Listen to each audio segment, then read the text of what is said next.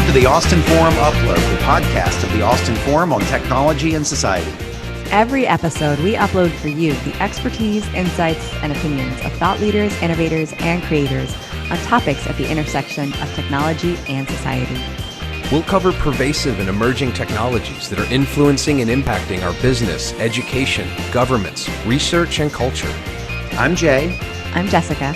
And I'm John. And we're the co-producers of the Austin Forum Upload. I'm Jay Boisseau, and I'll be the host for this episode of the Austin Forum Upload.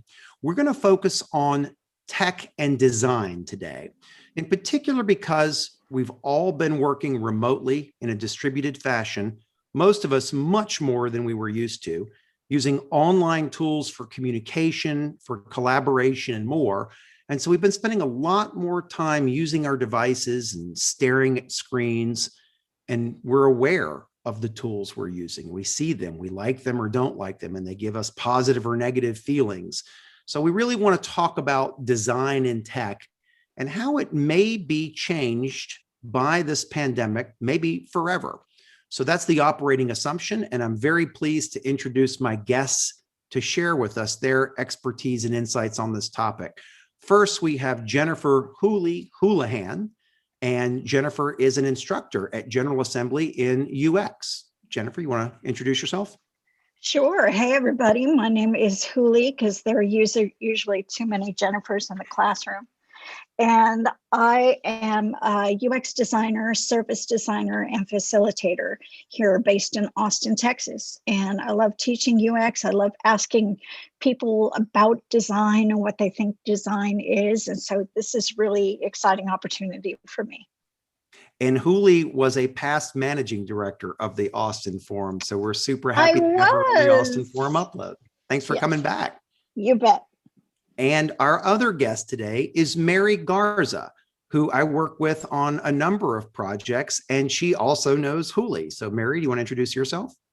Yeah, hey guys. I'm a new UX designer. I'm here in Austin, and I was actually taught by Huli about a year ago.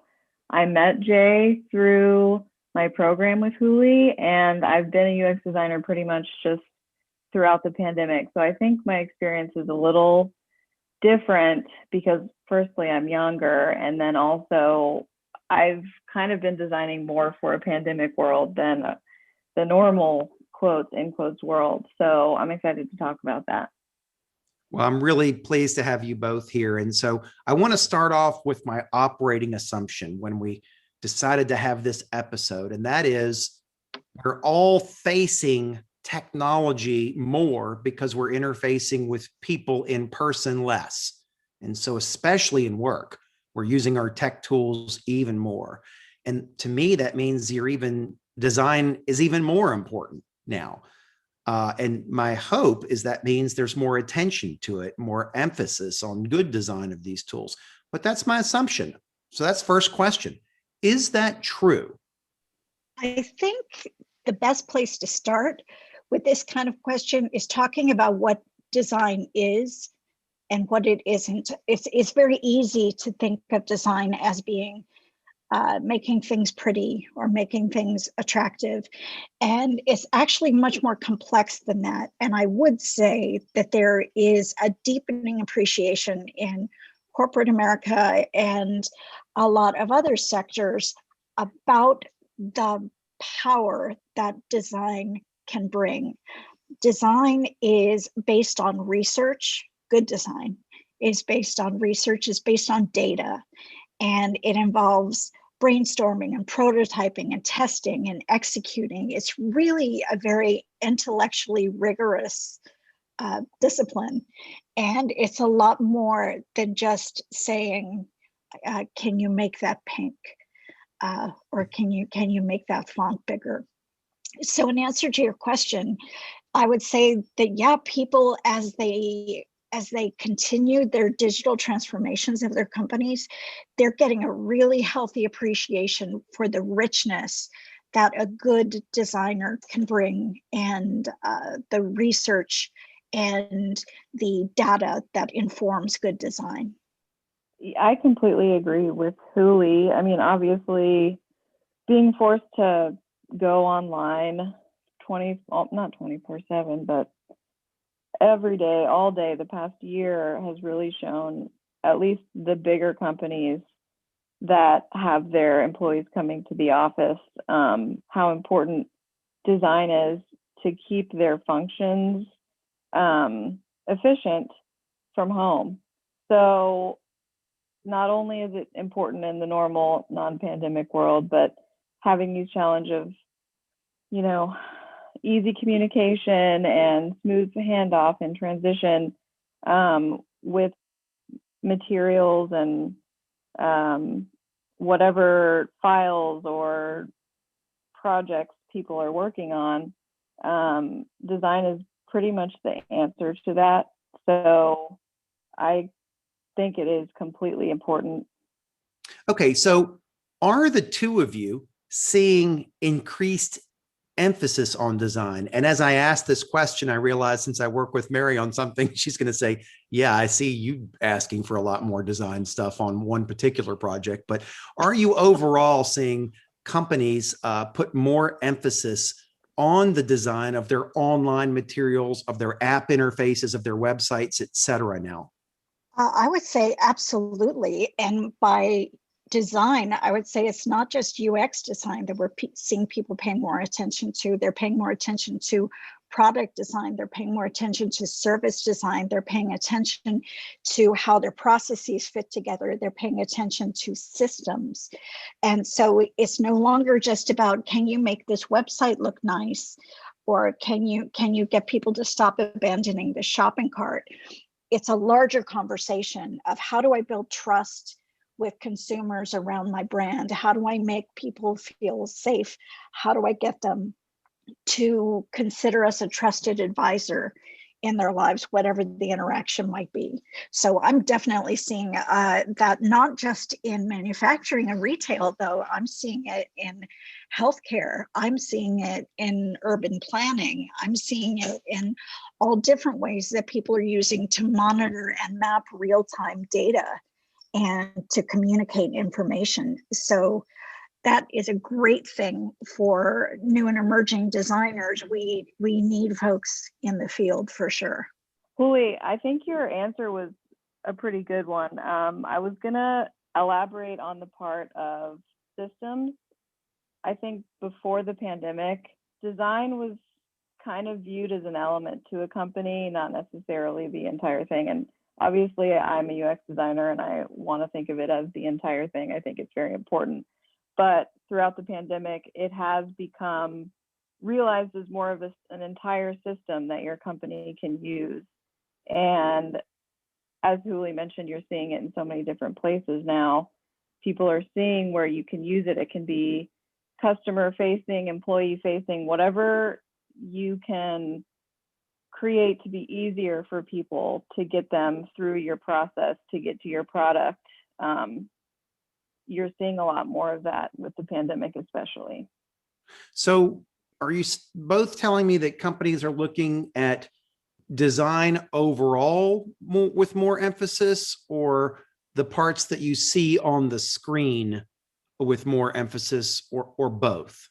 I would say both. I mean, I'm seeing it in just here locally in Austin. We have the Design Institutes for Health, and thinking about how they're looking at physical places where you go to get medical treatment. Some of the changes that they're making there, we're seeing changes in architecture. We're seeing changes in street design. It's showing up in a lot of different places. And I think the pandemic has accelerated it because people are demanding from their cities and from their business partners a sense of safety and a sense of ease.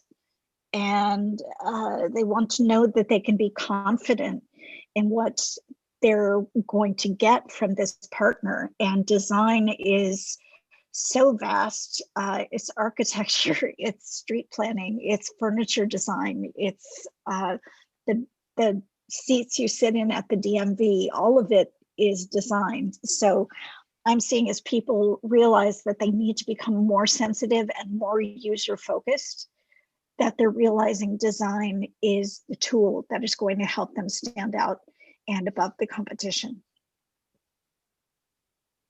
Okay, let me shift gears a little bit and be real specific on communication and collaboration tools. So I hear what you're saying, Huli, about design is increasing importance at the systems level, the product level, services overall, and that the pandemic may have increased that emphasis overall. But one of the types of tools that we're all using more, in fact, we're using it right now to record this podcast, is Zoom, so that we can see each other's faces while we're talking, even if our audience can't see us, they'll only hear us. But we're all in Zoom more, or Teams, or whatever Google's is called this week, I've forgotten, or Slack, or all of these collaboration and video conferencing tools and whatnot. And we're working remotely, so we're having to use these tools more. Are you seeing a lot of, in your opinion, design work done on these tools, and has the pandemic sped that up, or are you seeing mostly feature enhancements to outcompete each other and try to get more users on your Zoom platform than your Teams platform, or your Teams platform than your Slack platform? How are you seeing the balance here between racing for new features during these times versus improving design during these times? Julie, I don't know if you agree with me, but from what I've been doing, and I know you've probably been doing maybe a little more online work because you have classes and more people, but to me, it seems more of feature improvements. Not necessarily new features. I don't know if that's because they are so overloaded with the amount of people using it that the focus is more on just making what is better versus creating something new. What do you think about that? Well, I'm thinking about apps like Sketch and Figma and Adobe XD that UX designers use to do the bulk of their day-to-day work.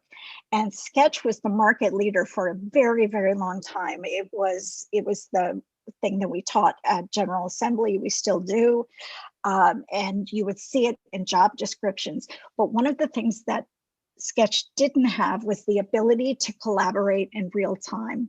And that was a limitation that Adobe XD had as well. You could have a certain number of people in the file at the same time, but not necessarily everybody. And you ran the risk of overwriting somebody else's work. And Figma was designed with collaboration in its DNA from the very beginning, and it is taking over the market. In fact, we had a faculty meeting last week, and we were talking about how we're going to be doing much more in Figma than we are in Sketch. In fact, we're introducing Figma on the first day of class as part of our classroom management, not saving it for wireframing or specific lessons. We're actually using Figma as a teaching tool. It wasn't designed for that, but it's got such a robust collaboration platform. It's better than a lot of other things out there. So we're kind of using it off label because the collaboration functionality is so strong. Sketch is trying to add collaboration functionality, and they're getting there, but they're really behind the 8 ball on this, in my opinion, if they want to catch up to Figma. But it sounds like grab this attention. It sounds like you're talking more about features there than design for Figma over Sketch. Or are you saying that because they embraced online collaborative features from the beginning, it's enabled them to have a better design for those features? I think they had an idea from the very beginning. Now, I haven't done the research on the origin story of Figma, so this is my impression, but that they knew from the very beginning that collaboration was going to be key. That was the way the field of design was heading, that it wasn't just a single artist sitting in a garret somewhere drawing something, that it was whole squads of people. It was handoffs to developers. It was talking to engineers. And they had to develop a tool that allowed all of these people to contribute asynchronously to a solution. So they didn't add in features because of a pandemic. They designed it from first principles to be a collaborative tool. It was there from the very beginning. Yeah. And I think just because of where we are at this point in history, that's turned out to have been a pretty prescient state to start from, is that collaboration is the default, not an add-on. So what is this bode for the current collaboration and communications tools? I mean, in theory, they have been designed to collaborate and communicate, but one could argue they've been designed really as part-time tools, knowing that you weren't going to be staring at them all day. And now suddenly you are. So are you seeing sort of the cracks show in any of the tools that you use? And there may have to even think about redesign for more persistent usage online?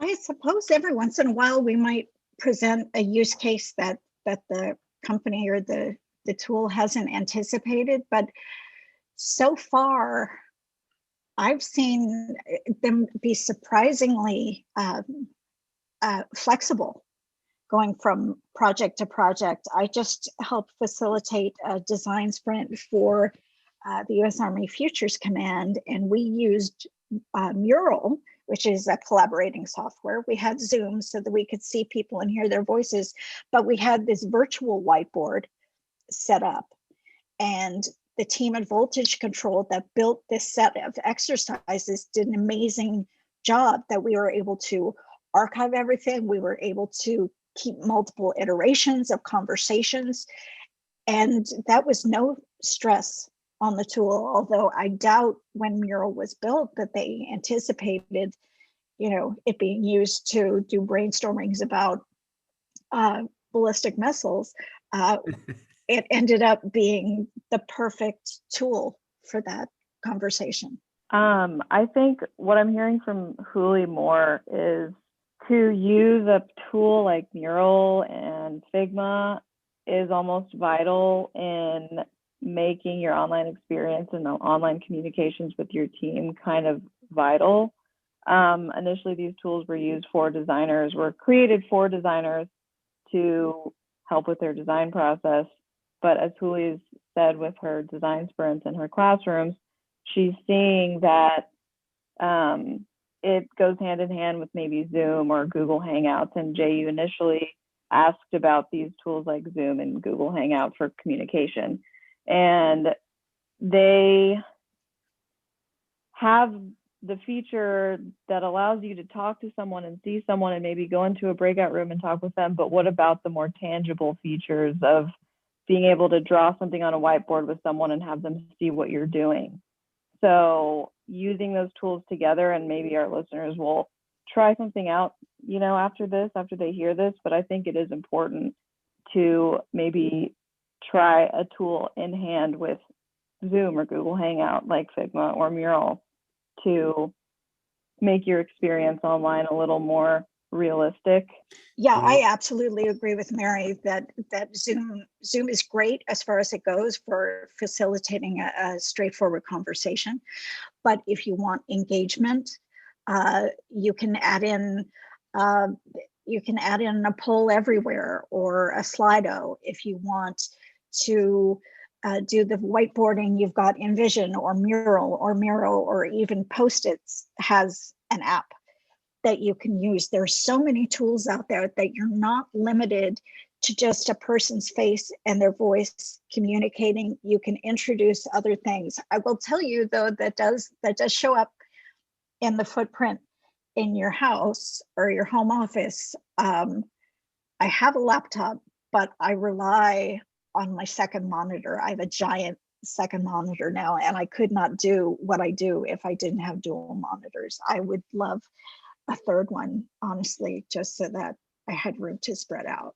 It's funny that you say that. When Mary started working for me on a project, one of the first things I asked was, do you have a large screen monitor? And she said no. So I sent her a larger screen monitor, because I can't even conceive during this pandemic of working on things on a laptop size screen for 8, 9, 10, 11, 12 hours a day. Well, it's crazy. I've got my little landscape that I set up each morning, that I've got Slack open, I've got Zoom in another third of the screen, I've got the shared screen somewhere else, I've got the slide deck that I'm going to be presenting on another monitor, and I've got the video link for the video I want to show during that lecture behind that. And it's all teed up before the pandemic, I'd be like, I can give you a Word document. And now I've become really familiar with a lot of different technology. Well, you guys have listed a bunch of apps. And so at the end of this, I'm going to ask a different question. I'm going to ask you to say 3 apps that you think are really designed well and or help people with design, but not yet. So hold that question. I have a couple more questions for you before I get to that one.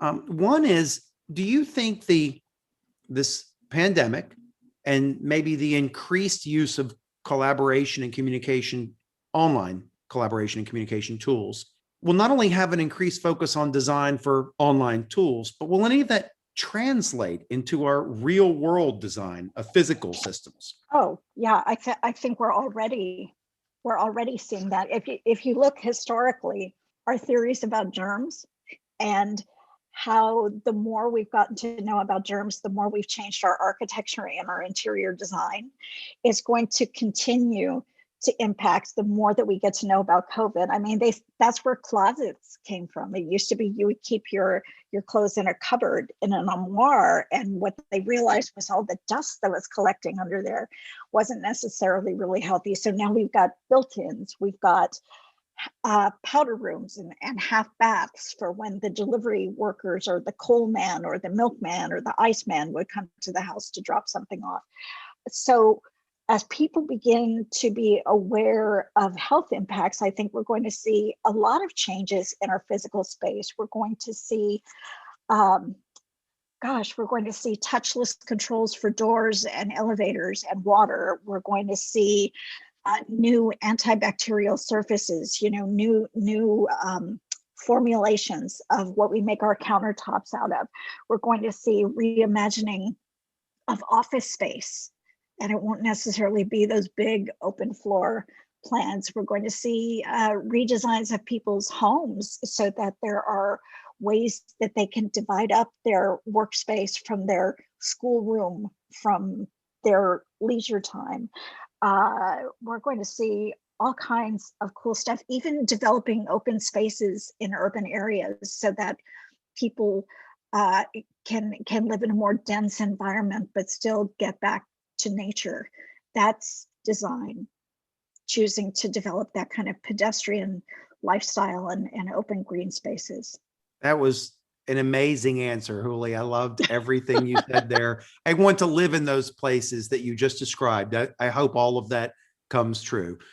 So I'm going to ask you a couple of fun questions here at the end.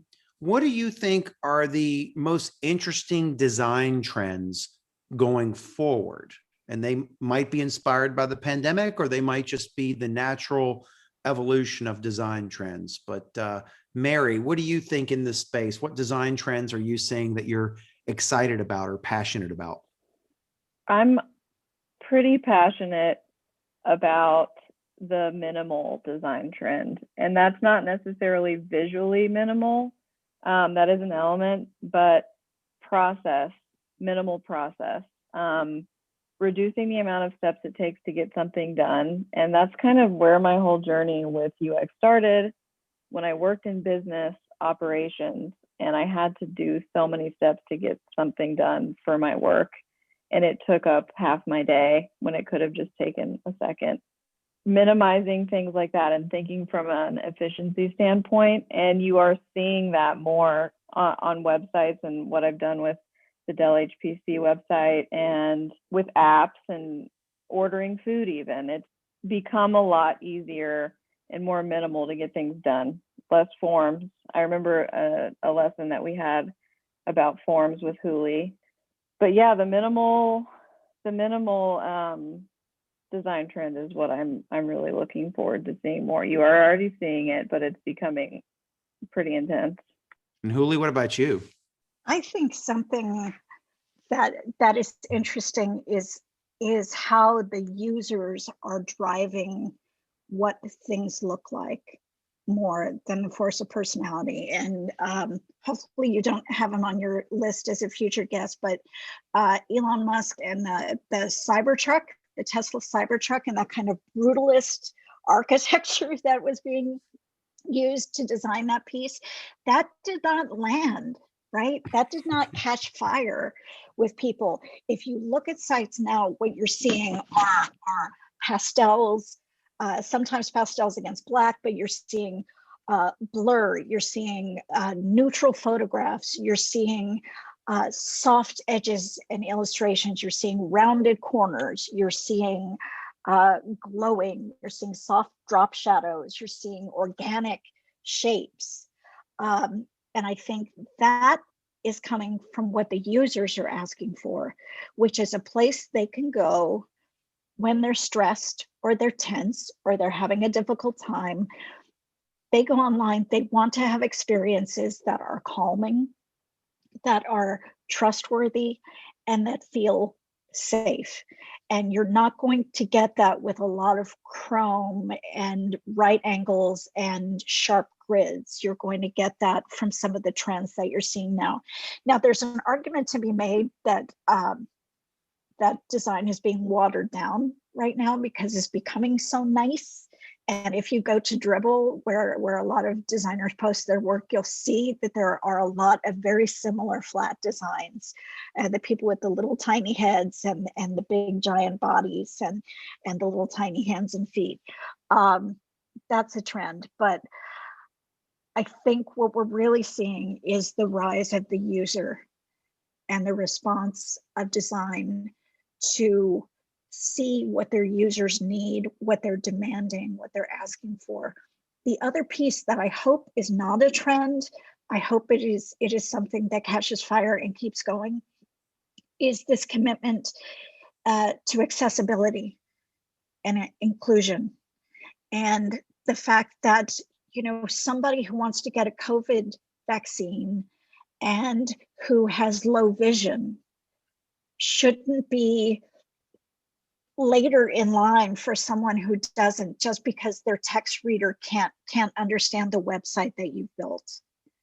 Making websites and digital experiences open and accessible to everyone, I hope that's bigger than a trend. I hope that's something that is a sea change in the field, and that people continue to operate from this place where we start from accessibility as a core value and refuse to consider human beings as edge cases.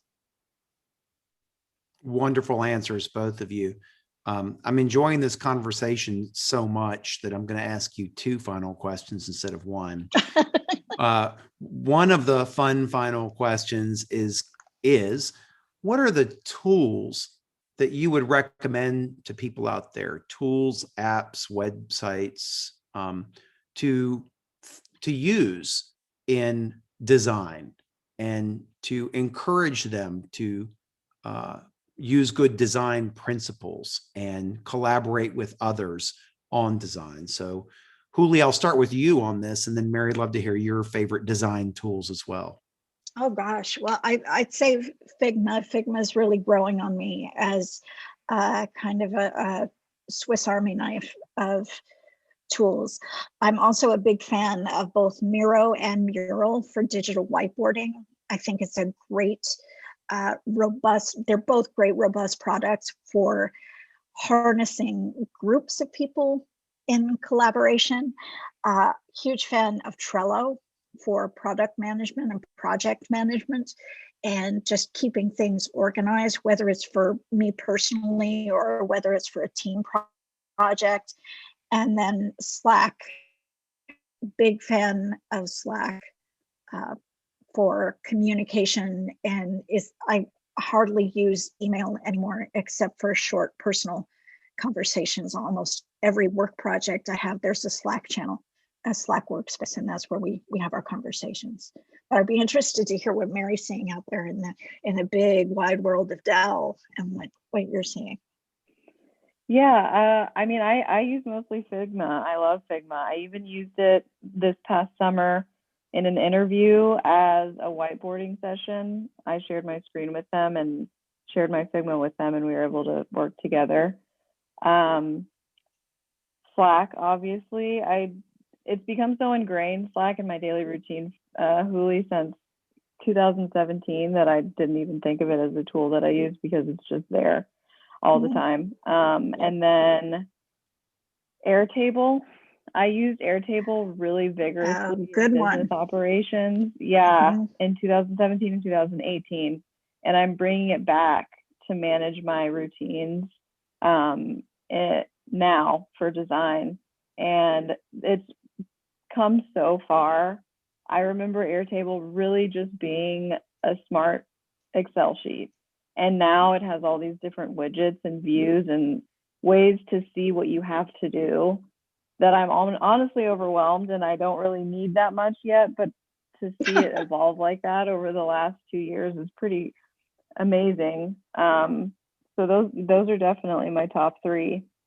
All right. Well, now I'm going to ask you a question for our lay audience that may not be ready to embrace some of these tools yet, but hopefully has been inspired to care more about design from this podcast episode. So, Mary, I'm going to start with you. And the question is, if you had to recommend to your friends any book or movie or website or blog post or something to get them to appreciate the importance and power of design, what would it be? I think a good place to start, if you really are so new to the world of design, whether it's interior design, UX design, toy design, object product design, any type of design, I would say the Netflix show Abstract. That's what it's called, I'm pretty sure. Yep. Every episode is done so well, and they go into a specific designer's process for whatever their type of design is, and it's really engaging and user-friendly. If you're new to that world, it can maybe even show you something you wouldn't know you were passionate about. I definitely recommend that show. Huli? I won't surprise Mary with this answer, but one of my favorite sites out there is called Calamity-Ware, and they're a small artisan porcelain shop, and they've got fantastic products to begin with, but they've got amazing content strategy. They've got beautiful visual design. It's a really clean website. They have a hilarious newsletter that they send out. They're always introducing new products, and they're doing them based on what their users are asking for.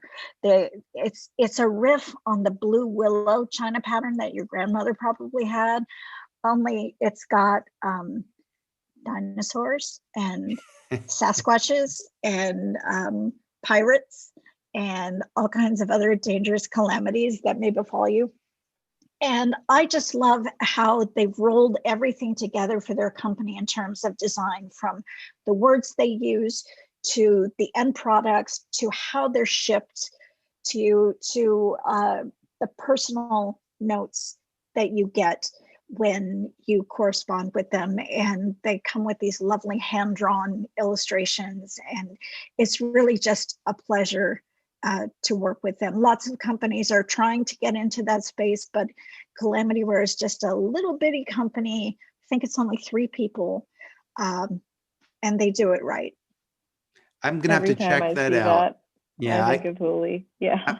I've seen Abstract. A good friend of mine recommended that to me because she knew of my interest in design, but I had not seen Calamity-Ware, Huli, so I'll have to check that out. Huli probably knows what got me interested in understanding design. The movie Helvetica. I saw that at a film festival. That's right.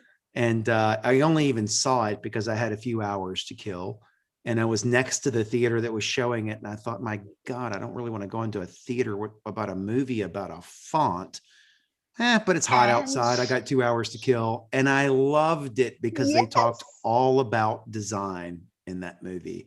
And history and context and where it came from and what it means. It's, you guys, if you haven't gone down the font rabbit hole, that's a whole other that's a whole other world, man. I highly recommend it.